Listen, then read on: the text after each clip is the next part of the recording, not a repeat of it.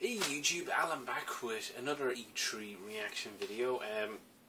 Had intended this to be Microsoft, my imposition I think I am, but I've left my notes, so I'm doing PlayStation or Sony because I have my Sony notes.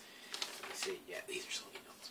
So anyway, Sony's presentation on the whole, just going to get rid of it, very strong. Good number of games shown, good number of surprises, and on the whole, they kept the presentation moving along reasonably well. A few of the demonstrations I felt were a little drawn out. If you're not as interested in the game, it can kind of feel a little long. And there was a little bit of this kind of applause junkie, aspect that you get in the live presentations, which I find a little annoying. Like where it was right near the beginning, where it was. They made some announcement basically about how great Sony and PlayStation 4 is, and your man was like, yeah, that's an applause, like the audience didn't react as they expected, and it was kind of like, come on, you gotta applaud, you gotta give us a reaction. So, they managed to keep that down to a minimum, and they also didn't really stray off on a lot of the secondary tangents, like there was no move really, or very little of that stuff.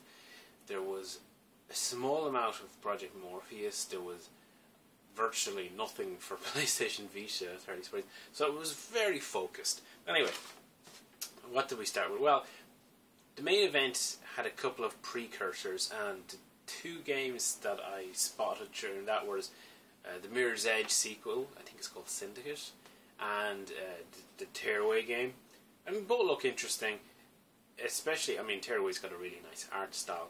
Mirror's Edge, I was never a massive fan of the first game, so it wouldn't appeal to me, but I can totally see if people liked it. It does look like it's, it's going to flesh out that kind of, I think it's a backstory. It really looks like a prequel, because it seems to be about how Fate became the person she was in the original Mirror's Edge. But anyway, the real kind of presentation kicked off with The Last Guardian. Now that had been rumoured. I was, kind of expecting, I was surprised it opened the show, because I got, maybe it was just me, but when I seen this opening show, I was like, man, it's like Duke Nukem Forever all over again. And The Last Guardian was last seen, what, like 7 years ago? Or 6 years ago? I don't know. A long time ago anyway, near the beginning of the PlayStation 3's life cycle. And then went very quiet. But presumably, like, it's been in active development since then, because I don't know what else Team Studio Japan have been working on, or Team Ico, so I really am confused as to what's taken them so long to produce this title, and that makes me a little concerned, because, well, when you see general, long development cycles, it doesn't always turn out the best. When you bridge over a life cycle of a system, yeah. The demo itself, then, it looked interesting. It definitely had a big kind of, Ico, Shadow of the Colossus vibe to it. Personally, I've never been able to get into either of those games, so that possibly is why I wasn't blown away by it. It looked okay, but I didn't, I said, well, this could be a PlayStation 3 game. It didn't make me go, wow, it's PlayStation 4, it's so awesome. It just didn't sell me, as it were, on a new experience and 7 years development. The Last Guardian character looks interesting, less keen on the guy and all his stupid cries. That actually irritated me in the other games too, Ico. But if it seems to be one of those things, it's a very arty game, you can make of it what you will, and I suspect that if you like those games, you'll probably like this quite a lot too. But if you weren't won over by those games, probably not going to change your mind. So then the next thing we had was Horizon. I'd never seen it before. It looked interesting, but I found it very hard to get. I was watching it and kind of going, yeah, interesting concept. Kind of this almost like what was that movie, Planet of the Apes type of thing. Where you've had the Earth society of today kind of fall into decay and pass away, and you have civilizations pass beyond that, and then you have these kind of nomad or tribes of humans kind of trying to regain command of areas from these robot dinosaur things. It looks good. You know, it's very hard to gauge at this stage. One thing that jumped out at me though was the kind of slow-mo bow and arrow effect when you're kind of taking out the dinosaurs. Really reminded me of the slow-mo arrow effect that they demonstrated in the new Zelda game. I was like, maybe that's going to be the current. You know the way you get like things that become trends. So, yeah. The other aspect of the gameplay to me was that it looked like it had a bit of a Monster Hunter vibe. You know, you're kind of going down this big open place and trying to hunt down these big robo dinosaur things. I was pleased to see that it wasn't just another kill zone. And I did notice that they were saying how it was running on actual in-game engine. And throughout a lot of Sony's presentation, they did say that. There was a few, notably the third parties, that didn't. But for most of the first-party stuff, it was a good surprise. And I think something that they've learned from possibly the last E3 in particular, and the last few E3s, where it was kind of like, well, what you're seeing and then what the end product is can be vastly different. Watch Dogs. So what's up next then? Oh, speaking of games that were basically CG, was Hitman. PlayStation's going to get some exclusive content, and I'm going to touch upon this a little, probably in this conference reaction, and in the Microsoft one when I get around to doing that. A lot of the third-party stuff, I found it interesting that they're really on the platform, you know, conference, because they are going to be cross-platform games, but there's going to be some minor differences, or you get a DLC map back access early, or you know, it's really small stuff on the grand scheme of things. So when they talk about Hitman, it's kind of like yeah, but that's obviously going to be coming to Xbox as well. Having said that, it looked interesting, but it was pretty much all CG, so it seems that's a square way. It's all CG. You couldn't tell anything. They also showed Street Fighter V. I actually think it's kind of early to get another Street Fighter. I mean, Street Fighter 2 to Street Fighter 3 was a big gap. Street Fighter 3 to Street Fighter 4 was a big gap. Granted, there was like quite a number of, 2 spin-offs and 3 spin-offs and so on, and even 4 spin-offs. But 5 seems to be coming out relatively soon in comparison to 4. And now maybe fighting games could, fighting game fans would be able to tell me differently. Graphically, it doesn't look like that big a leap versus 4. It seems to be using a very similar aesthetic. So I guess they're going to have to change the mechanics somewhat to make it, new again. But this is Capcom of today. So God knows what they're going to do. And I'm sure they'll nickel and dime everyone for all extra characters and 10 billion versions. But it's a console exclusive, apparently. Next up then we had No Man's Sky, which we've seen a bit of last year, and they're still working on it.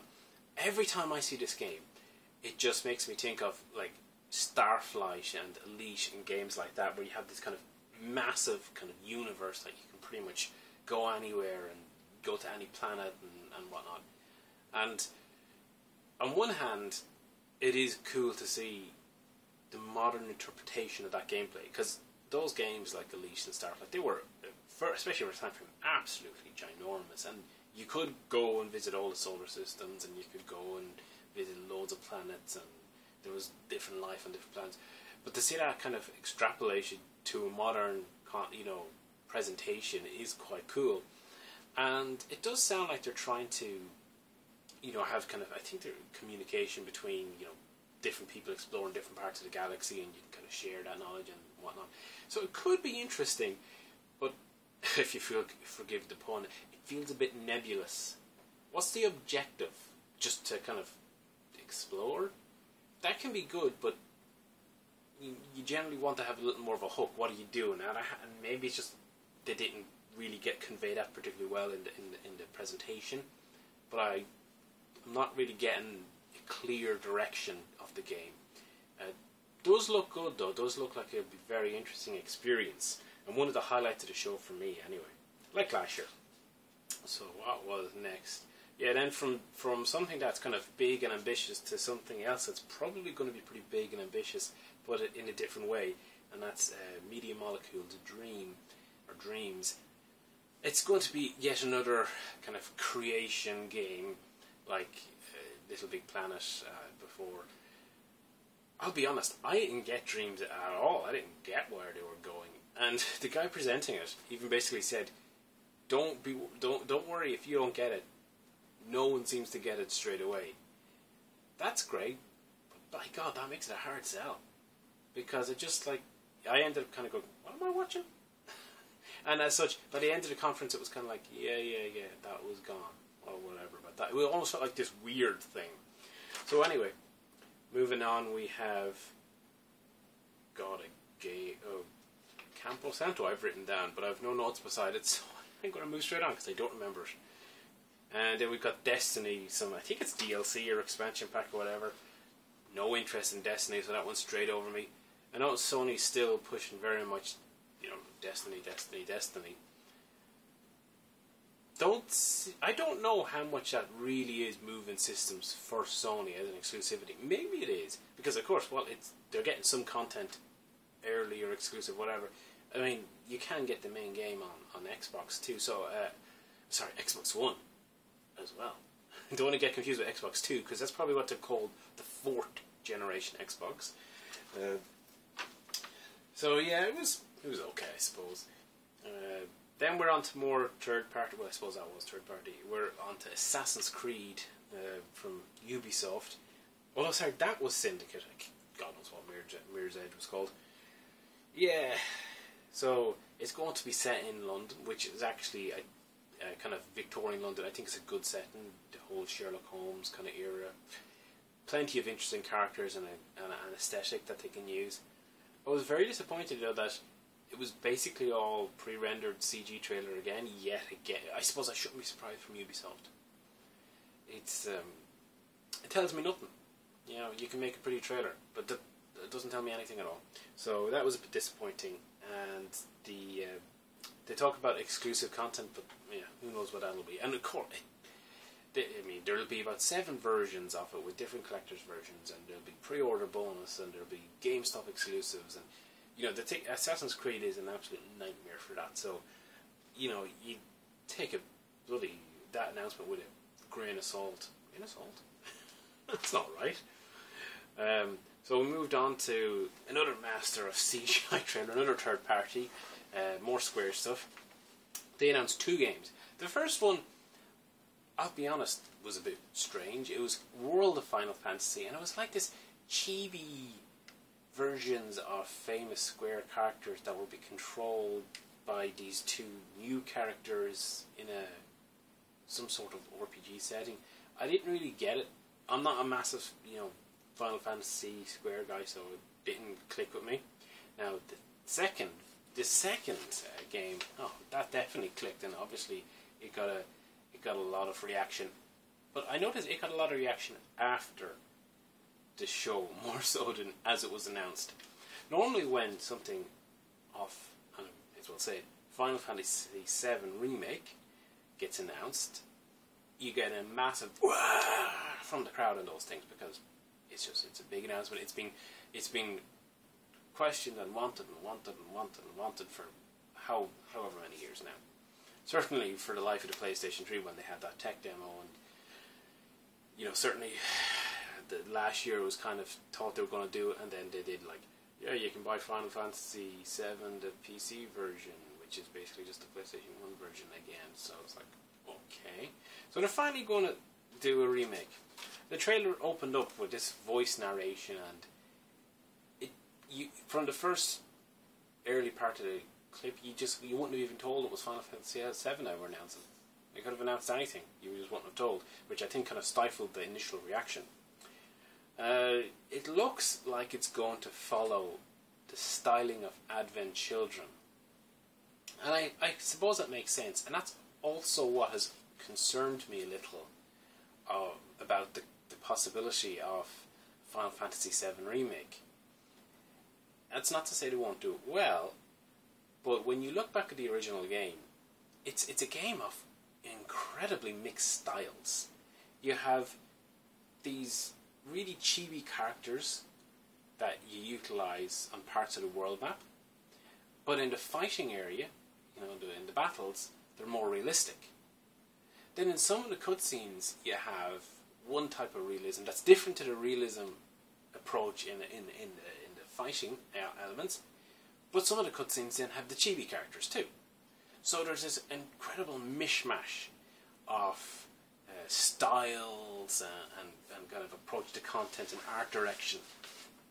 And for this remake, realistically, they're going to have to bring it all under one umbrella, pick a style and kind of go with it. I gotta be honest, I'm not too sure that the style of Advent Children is really going to be as appealing. I'll give them the benefit of the doubt because we haven't seen anything other than basically a CGI trailer. But weirdly, I don't actually think of the more realistic look when I think back to Final Fantasy VII. And I played a lot of Final Fantasy VII. It's pretty much the only Final Fantasy game I've really gotten into. It's certainly the only one I've cleared. I mean, I not only did I clear it, I defeated all the, the Emerald weapon and Ruby weapon and Ultimate weapon. I possibly got my whole team to level 99. I played a lot of that game.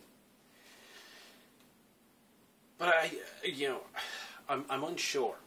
I really am unsure if they're going to link back to that nostalgia that I have for it, or is it just going to be modern Square, which to me isn't as appealing at all. I don't know why that is. It just doesn't appeal to me, and I have a feeling that styling is not as appealing to other people too, because Square's impact in the RPG field has been diminishing. They have found that sales of Final Fantasy VII have started to decline. They've been pumping out a lot of remasters and ports of this, that and the other, and they're not having the same sort of impact either as their own sales or push for hardware as they used to. I mean, when Final Fantasy VII came out, it blew up, and it kind of was one of the first games to really push the PlayStation on. Final Fantasy VIII came out, it was also huge because of the follow-on, it was the follow-on to 7. 9 was a little quieter because it was coming to the end of the life cycle, but 10 was huge again because you were getting, this new generation experience. I'm not too sure Square still have that impact. But we'll see. It's really interesting that they've decided to now do it. I've often wondered, because of the kind of mixed styles and because it could even be one of those not as good as you remember it games, that they've been a little reticent about redoing it. How do you tackle the mixed styles? And if you bring it back and it kind of does not live up to people's memory, a lot of the people that kind of you were hoping to win back over, you may lose forever. So we'll see. Anyway, I'm going on too long about that one topic. So following that, we had another.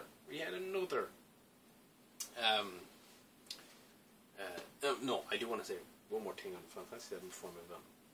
The reason, I talk about the styles, there were some things where you're on a pink cat thing and you're cross-dressing and all this sort of stuff. The kind of chibi style really, really worked for that.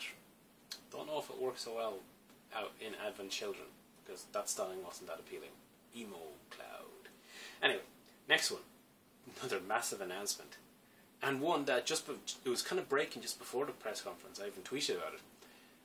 Shenmue 3 on Kickstarter, which it's already blown past its 2 million. It is probably going to go and be the most successful game on Kickstarter. Possibly by a long shot the way it's going. And because it's launched at E3 and it's gotten so much buzz.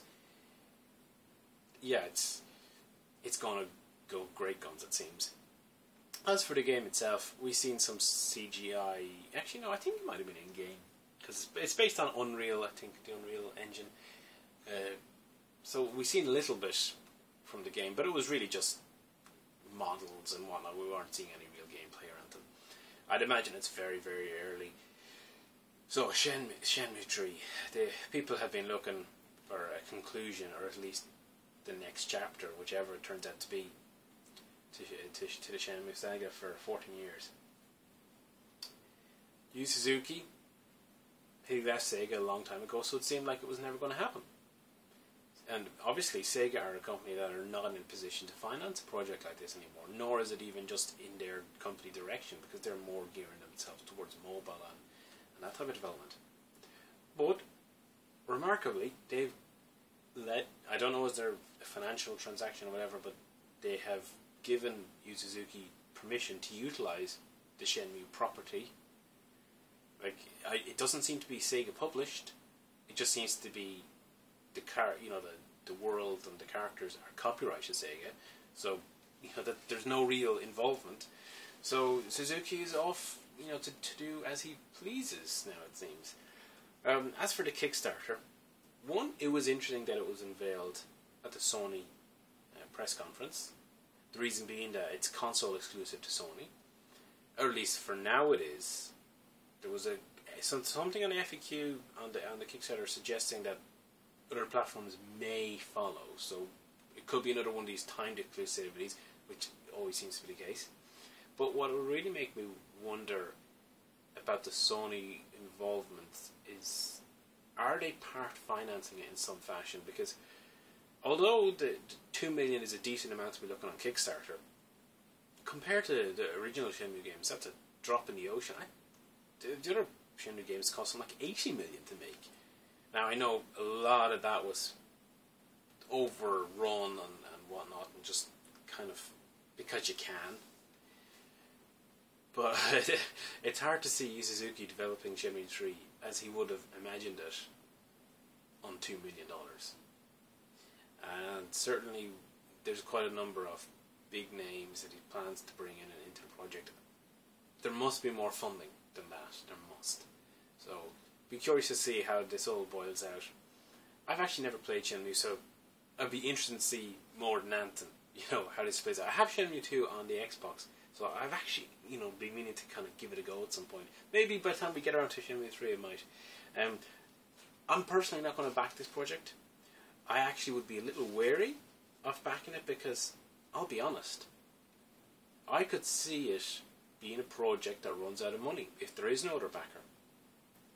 Even if it makes 5, 6, however many million potentially on Kickstarter, I'm a little wary of the previous Shenmue development that it could go south. Anyway, moving on. Then we had a little bit from Batman Arkham Knight. It's kind of coming out. That was largely CG trailer, wasn't?